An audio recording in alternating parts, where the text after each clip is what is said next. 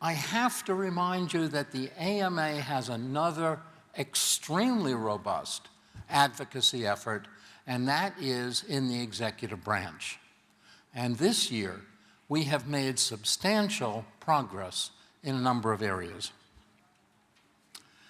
In response to AMA advocacy, CMS recently decided not to extend EMTALA, the Emergency Medical Treatment and Labor Act, to inpatients. You understand that under the Act, we are all obliged to provide uncompensated care in hospital emergency rooms. CMS wanted to extend that to inpatients. Earlier this month, I'm pleased to say, we heard from CMS that the agency has abandoned its effort to expand EMTALA. Thanks to the AMA's intense advocacy efforts to fix an unruly e-prescribing penalty program, there have been substantial changes. CMS did the unprecedented step of reopening the e-prescribing rulemaking for 2012. CMS increased the number of areas in which physicians could be exempt from the e-prescribing penalty. That went from 2 areas to 6 areas.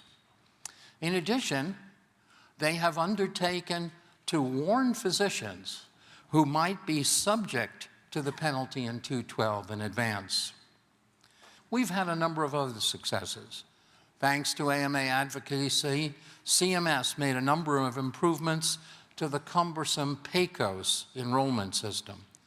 We secured a 90-day enforcement grace period to help physicians comply to the transition to HIPAA version 5010, which is the electronic transmission standard.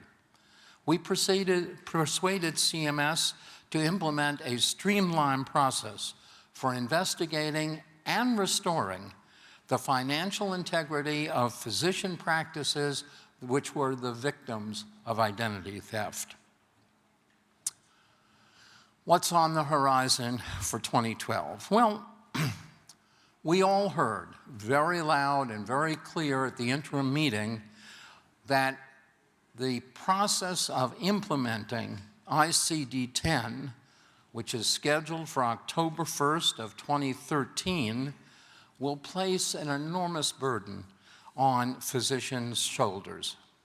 The move to ICD-10 is far more complicated than the challenge of learning new codes.